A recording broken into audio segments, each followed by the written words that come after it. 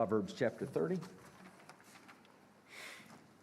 And I want to preach to you for just a few minutes out of a few verses here. Proverbs 30. And let's read together starting in verse 24. Proverbs 30 and verse 24. And the Bible says here, there be four things which are little upon the earth, but they are exceeding wise. The ants are a people not strong, yet they prepare their meat in the summer. The conies are but a feeble folk, yet make they their houses in the rocks. The locusts have no king, yet go they forth, all of them, by bands. The spider taketh hold with her hands and is in kings' palaces. I want to talk to you tonight about some underdog stories. The name of my lesson or sermon tonight is Don't Count Me Out.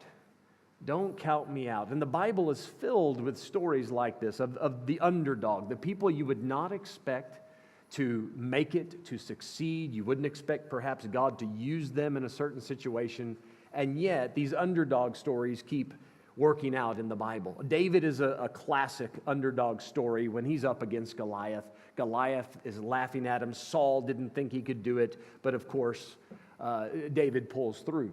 Even before, I don't know how familiar you are with the Bible, but chapter 17, that's the story of David and Goliath in 1 Samuel. In chapter 16, David gets anointed. You know how that story went. Samuel shows up at Jesse's house. He says, bring the boys. And he brings the first one, Eliab. And he's a nice, long, lekker sia. And he says, there's the guy. And the Lord says, no, that's not it. He's too big and strong. He says, Samuel, you're looking at this like a man looks at it. I look at the heart. You're looking at the outward appearance. I'm looking at the heart. And one by one, Jesse brought all of his boys. You know who came last? David. He was the last on the list. Of all the boys you would think God would use, he brought 7 others. David was the 8th and the final one. He's the underdog that panned out, became the greatest king in the history of Israel. The Apostle Paul, he counted himself as an underdog. And when you think about his story, being a persecutor of the church, killing Christians before he gets saved, how likely is it that he is going to go far in his Christian life? But boy, you talk about going far. Paul would say it like this in 1 Corinthians 15. He says, I'm the least of all the apostles. I'm the least of them. You know what he said in Ephesians? He said in Ephesians 3, I am the least of all saints. Now, it's one thing to say, list out the apostles, and I'll put my name at the bottom. It's another thing to say, list out all the saints, every saved person. Paul says, I'll put myself right at the bottom. You know what Paul said? He said, I'm the chief of sinners. He's an underdog, and yet God used him greatly. Peter and John in Acts chapter 4, the Bible says that when their enemies heard them speak, they realized these guys are unlearned and ignorant men. I mean, here's a bunch of untrained, uneloquent, which isn't even an English word, but uneloquent Galilean fishermen. There's no way that you would look at those guys that are in their young 20s, and Jesus calls them out and says, now you guys are going to turn the world upside down.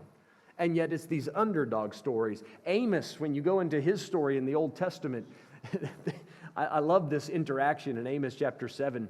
The high priest comes out, the chief priest comes and says, you need to stop preaching here in Bethel. This is the king's chapel.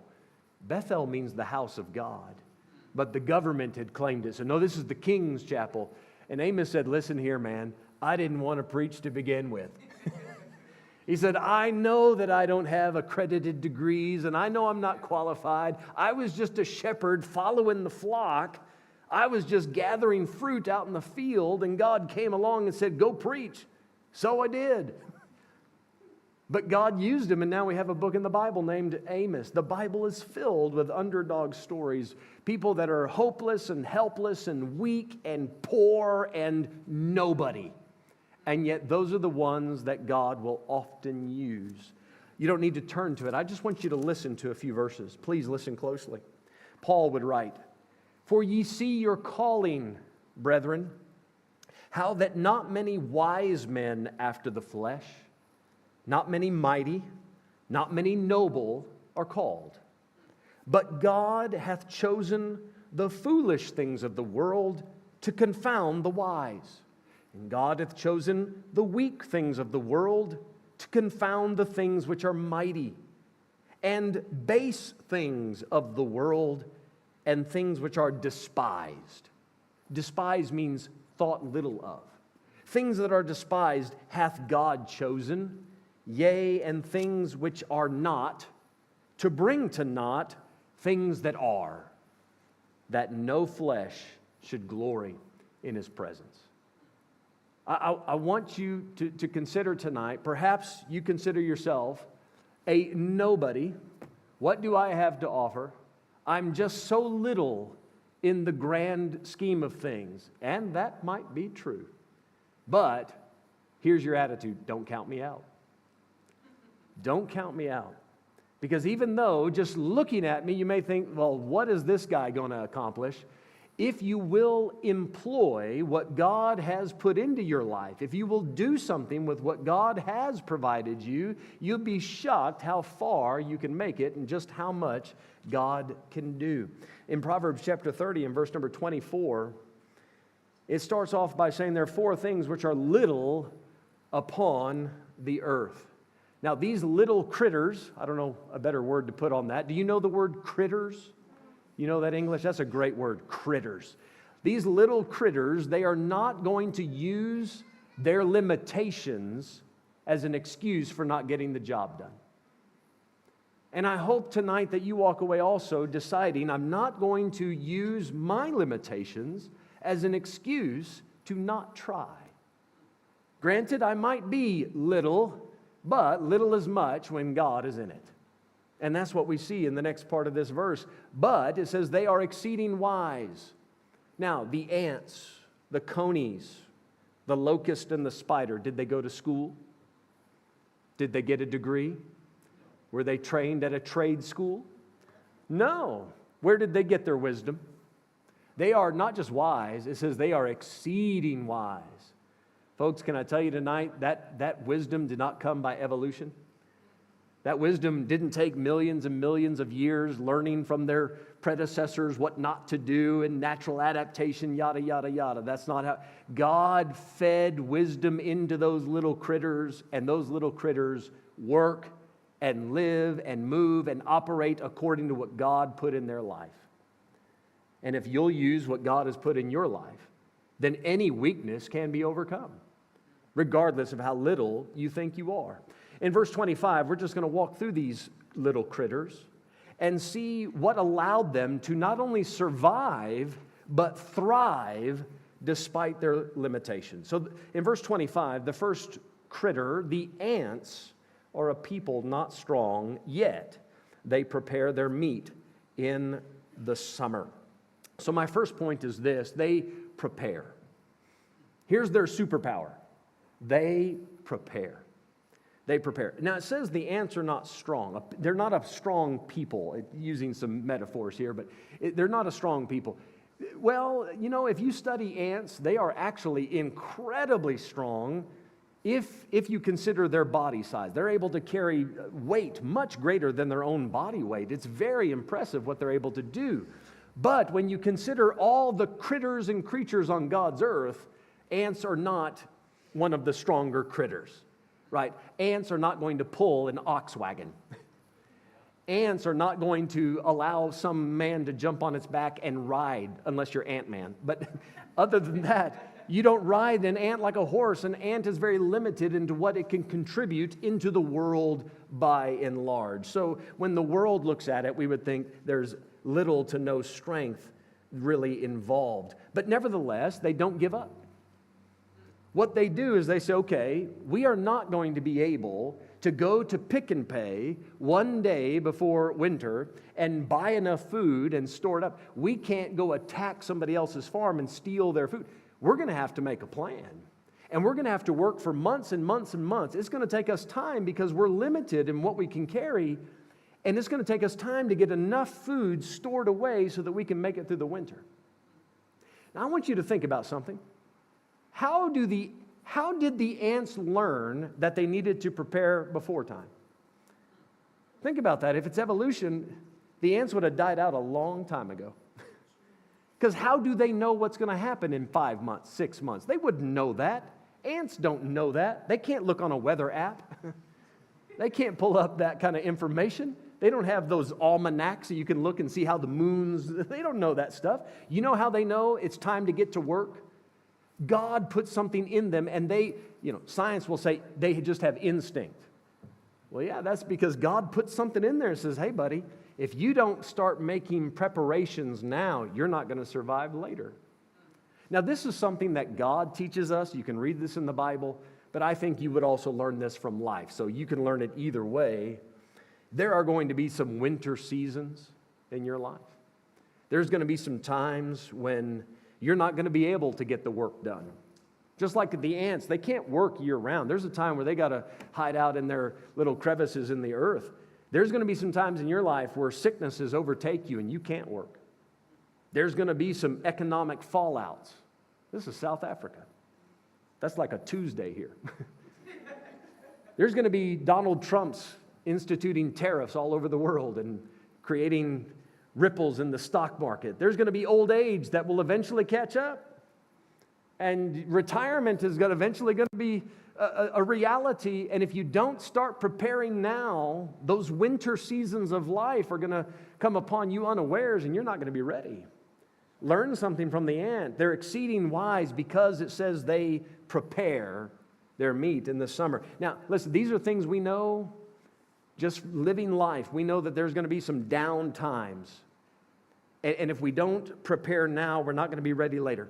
But how would we possibly know what's on the other side of the grave? You see, we know that there's going to be a time when we're not able to serve the Lord by faith anymore. This life is the only chance you have to live by faith. Because the moment you die, I'm talking about as a saved person, the moment you die, you're absent from the body, present with the Lord, and never again will you be able to walk by faith, serve by faith, pray by faith. That's over. That's over. This is your summer season now. This is your chance to work. The Bible says the sluggard will not plow by reason of the cold, therefore shall he beg in harvest. There's going to be a day when you stand before the Lord and look back and say, I made excuses of why I didn't do the work when I had a chance, but now it's harvest time. I have nothing to show for my life. There's only one life, 'twill soon be past. Only what's done for Christ will last. God has told us, your time is limited, time is short. Occupy till I come.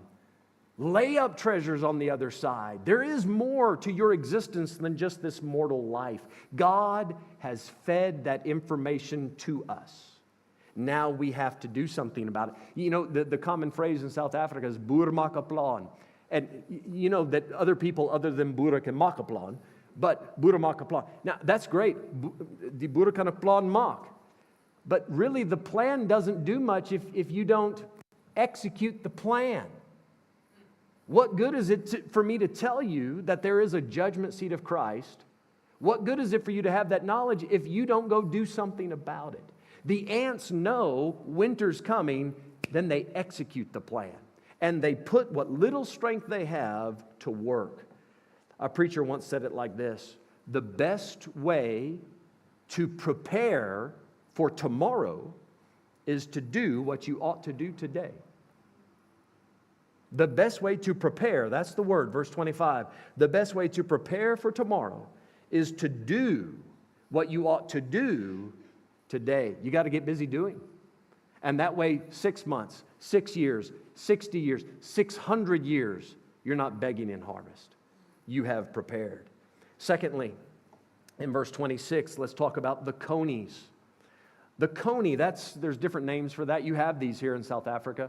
A rock rabbit or a hyrax. Hyrax, I'm not quite sure what you would call that perhaps. Do you have, is it that name? Dasi?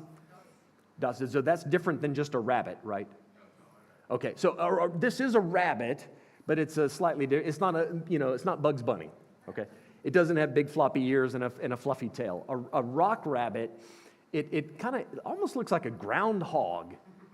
It looks like a rabbit and a groundhog had a baby.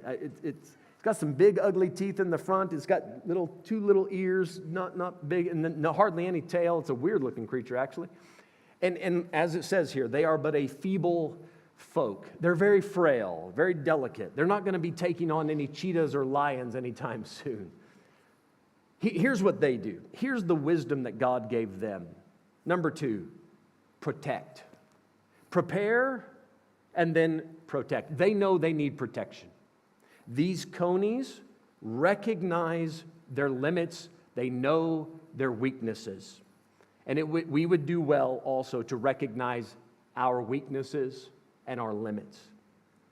Rather than convincing ourselves we're stronger than we really are, let's just acknowledge we have shortcomings, we have struggles, we have temptations. There's certain areas in our life where we need help. Now, let me say this before I move on with that. An unguarded strength becomes your greatest weakness. An unguarded strength becomes your greatest weakness. You think, but I'm weak here, but here I'm really strong. The devil can't get me here. That becomes an unguarded strength. And that the devil just keeps pushing on that button until you fall. You know what Peter said? I'll never deny you. I'll go to prison. Peter, that's the one thing. The one thing you say you'd never do, it became an unguarded strength and it became a weakness. So be careful. When we say weakness, I want you to know, yes, you need to know your limitations, what you're good at, what you're bad at. But when we talk about weakness, there's not one area in your life that you don't need help with. You need the Lord's grace and strength and wisdom and leadership and presence in every single part of your life. That coney, that rock rabbit, it knows there's no way I'm going to win a fight with anything. I can't take down anything in nature. What it knows how to do is run and hide in a proper-sized hole in the rock. It knows how to hide. And sometimes you need to know how to run to the prayer closet and run to the throne of grace and find grace to help in time of need and say exactly like David, Lord, you are my God, you are my rock, you are my fortress, you're my high tower, you are my place of refuge. You are my shelter in a time of storm. David repeated that often in his life. In Solomon's writings, he says this in Proverbs, he says, in the fear of the Lord is strong confidence, and his children shall have a place of refuge. God's children find a place of refuge in the fear of the Lord because they have a proper estimation of how much they need God. What happens too often is a coney, a human coney, are you following me? Human conies, we stray away from the rock. We go, I got this. I can take it. I'm all good. I've been working out. I'm a strong coney. You know what, Mr. Coney? You're going to be a lion's snack any day now, right? A wolf will come by and just snatch you up.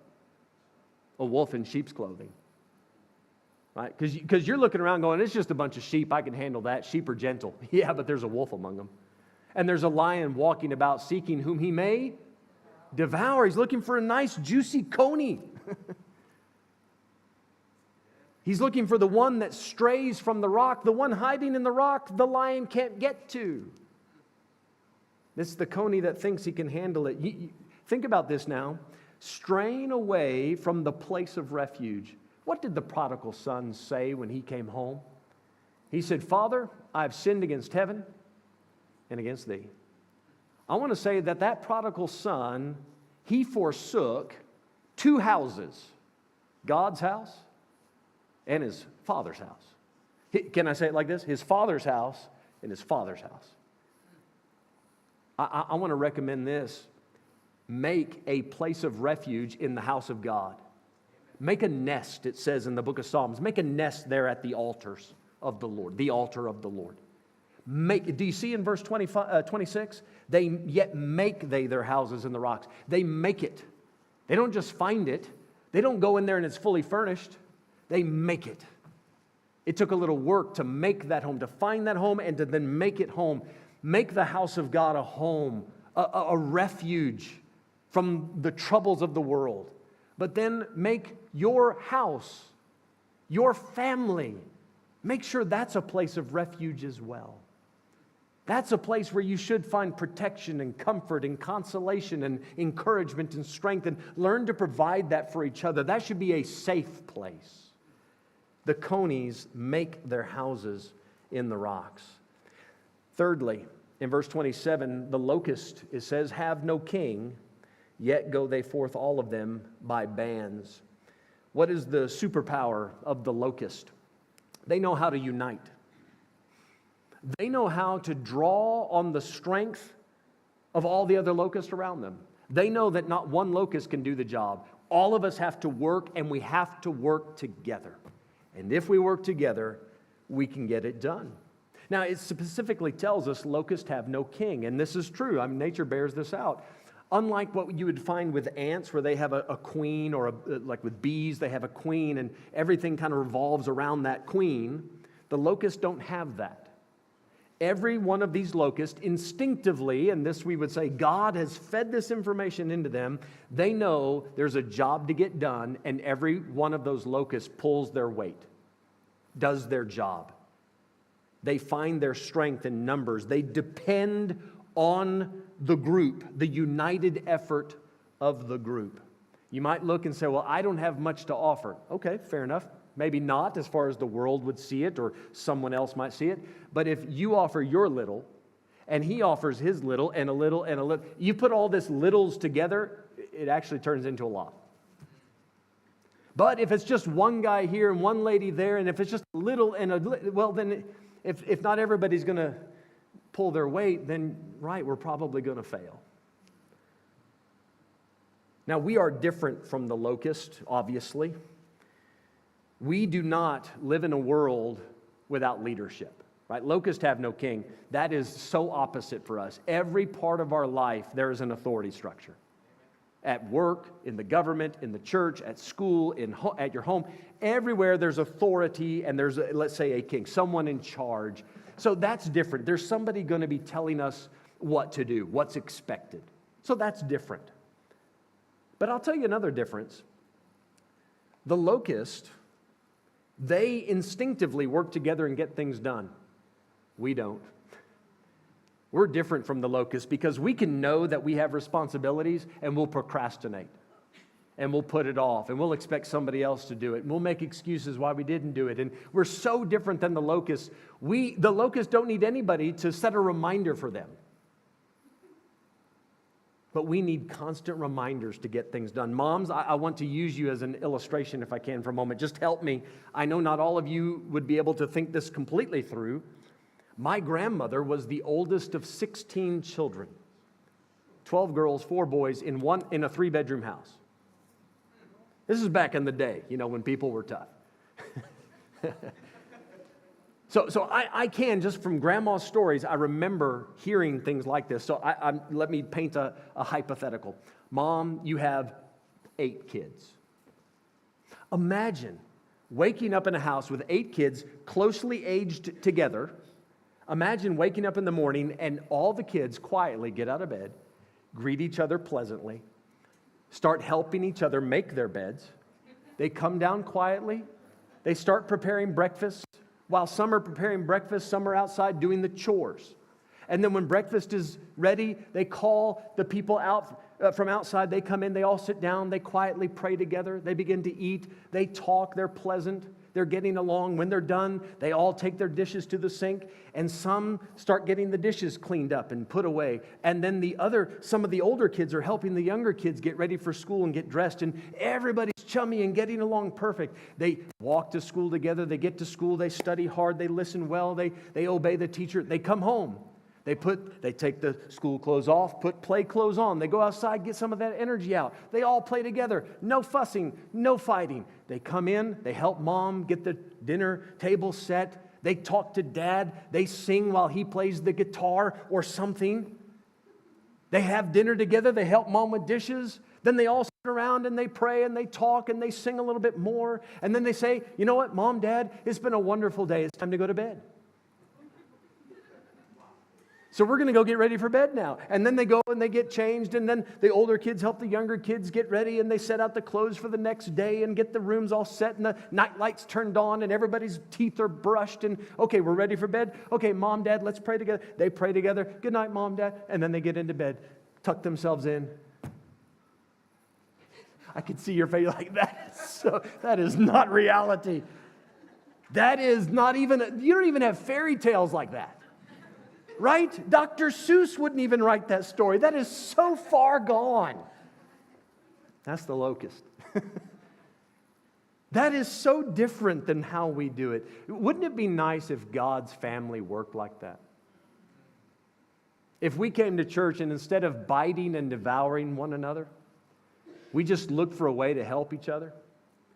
And without anybody needing to remind us, hey, this is what would help the body the most. This is what's going to help. This is how we're going to unite and make the effort that's going to make the biggest difference in everybody's life. It's not just about you and what's convenient for you.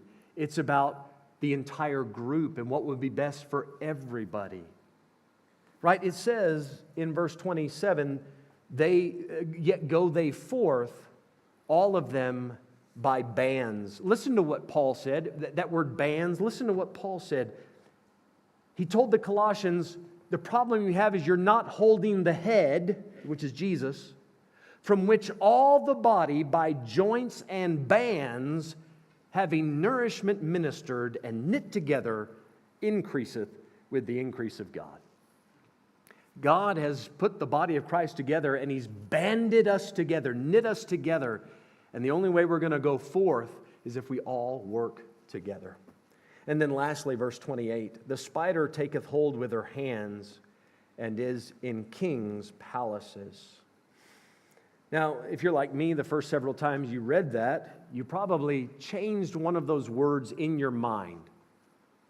You look at that verse, the spider taketh hold with her hands. I've never seen the hands of a spider. I've seen their legs. I think it had 8 legs. So in my mind, I just think, well, that's just fancy language. He means legs. No, he means hands. Did you know at the end of those 8 legs, there are small claw-like structures and some small hairs. They call them tarsi, T-A-R-S-I. And these spiders, as far back as you can go in the fossil record, you've never seen a spider without them. They'll say that, evolution, they slowly figured out how to climb the walls. No, they didn't. There's not one shred of evidence that they ever did not have these little hands at the end of their legs, invisible to our eyes, but under a microscope you can see it. That's how they move up the wall. It's not their legs, it's their unseen hands getting the job done. They don't have much, but here's my next point. They utilize what they have. So my outline, if you want to remember it really well, it's prepare, protect, unite, utilize. Do you have this word here? When something stinks really bad, do you go, P-U? You say that? All right. So that's my outline tonight. P-U. Just remember, prepare, protect, unite, utilize. P-U. That really doesn't match what I'm preaching, but you won't forget that. How do the spiders get the job done? They utilize what little thing they do have. They utilize it. So many times we look at what we have and we think, well, it's not much. So we get shy because we're not great at something. So instead of trying to do anything, we just hang back and say, well, I'm just not going to try at all. And we use that as an excuse. Now, let me say this. Please do recognize your limits. If you don't know how to play the piano, please don't volunteer to play. Right? Know your limits here. If you're not a great singer, maybe don't come sing a special. Right? Please, I'm not trying to say just believe and you can do anything. That's not always true. But I would say this, go as high and as far as your hands will take you. See? That spider with that little itty-bitty hands, that spider's not going to build high-rise buildings. But that spider is going to use its little hands to go as high as it possibly can. Let whatever your limits are, find the edge of it. I mean, whatsoever thy hand findeth to do, do it with all thy might. It didn't say, well, you got to have a big hand or a strong hand. Whatsoever your hand finds to do. Who cares what my hand can do? What can your hand do? A spider's hand can climb up to the top of a king's palace and hang out with the king. You just never know how high you'll go and where the Lord might let you go if you'll just utilize what you do have. Christians get weird about this. You know, they study the New Testament. What are my gifts? What are my abilities? I want to see which spiritual gifts I have. You know what Paul taught us to do? He said, let's just find a better way to go about this. Let's just think about charity. You know, if you'll just love people and try to serve them, it doesn't matter which gift you have. Whatever gifts you do have, abilities, strengths, use what you do have to help people. That's the right way to go about spiritual gifts. Years ago, in Malawi, let me back up a little bit. Years and years ago, before I got saved, I wanted to be a basketball coach. I wanted to teach history and be a basketball coach. That was kind of my dream. And, I got saved and God called me to preach, and I just put all that aside and thought, well, that's fine. I don't have to fulfill that dream. I get to Malawi, and wouldn't you know it, long story short, God let me coach basketball. I took over coaching a college team there, a university team. The year before, we won 2 games. That team had won 2 games. The next year, we only lost 1 game. We lost by 2 points in the final game. Oh, so close. That league, the entire league in Malawi, had no properly trained referees. I'm not a trained referee. I put myself through the FIBA training, and then I put on a referee clinic, and we had properly trained referees, and I found sponsors in town to pay the referees so that we had a proper basketball league. Shortly thereafter, Malawi asked me, I say Malawi, not like the whole nation. The necessary people came to me and said, they said coach, but they said, Mike, would you be the national coach? I got to coach the national basketball team of Malawi. Came to South Africa to play in the Afro-Basket tournament. While I was in Malawi, when they introduced me as the national coach, the NBA, that's the professional league in America, the NBA came over to do clinics, and I got to not only help with the clinics, but because I speak Chichewa, I was their translator for all of it. And when they put this big big event, invited all the CEOs and the ministers of parliament, the minister of sports, all the big shots were in the meeting, and they asked me if I would speak. I said, I'll speak, but I promise you, if I speak, I'm going to preach the gospel. And they said, have at it.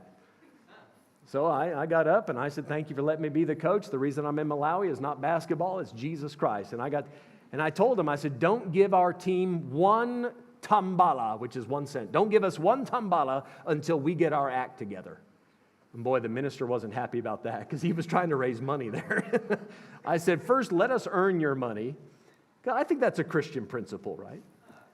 After I got done, there was a former NBA pro that was sitting there. Big, long boy. He's 6'10". I don't even know, with 2-point-something meter. Big, tall guy. Geez, he just broke down in tears. I was sitting next to him. I mean, Billy Owens, I watched him when I was growing up on TV.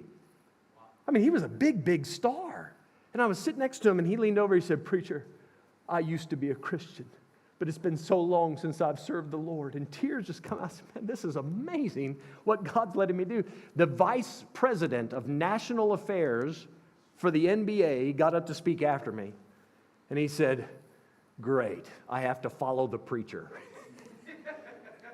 His name was Brooks. Afterward, Brooks came down, he shook my hand, he said, Mike, if you're ever in the States again, you're always welcome to come by my office.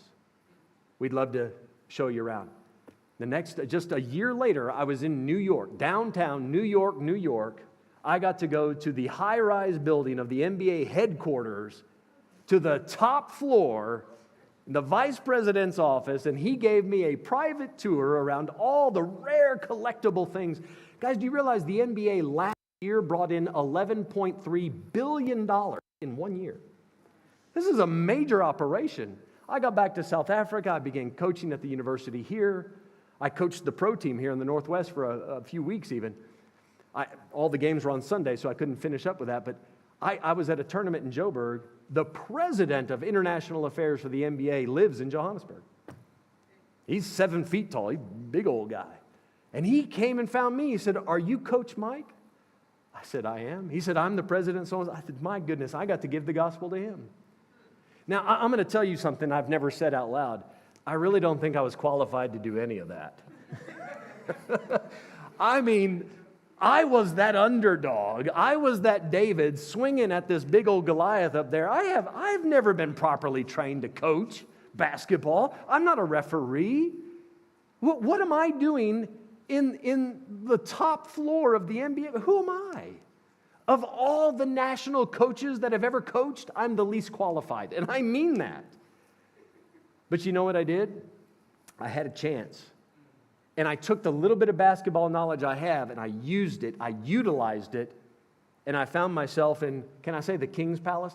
Penthouse, top floor, New York, giving gospel tracts in a place I never thought I'd be. Why? Just because I found something to do with my hands, and I did it with all my might. Can you do that? You say, "But I'm not super qualified." Neither am I. Neither am I. But you do all you can with what you have. Zechariah, and let me finish here. Zechariah chapter 4, he says this, "For who hath despised the day of small things?" It's a warning. He's saying, who hath despised? Who has thought little of this? Who looks at the small things and think, God can't use that? Because when the Jews came back from captivity, they thought, we know what the temple used to look like. And Israel used to be a great and bustling nation. And now look at us, we're just a few people. And the temple's knocked down, and we're trying to rebuild it, but it's not very impressive. And Zechariah is encouraging the people, saying, okay, it may be smaller than the other temple, but don't worry. God's glory can still shine here. So I want to encourage you. You might be little upon the earth, but walk out tonight saying, well, don't count me out. Because if I use what God has put in me, then I might be able to get something done. All right, let's sing for a little bit. Brother Francois, if you want to come up this way, we'll sing, take a request or two, and then after that we'll pray and head to the house.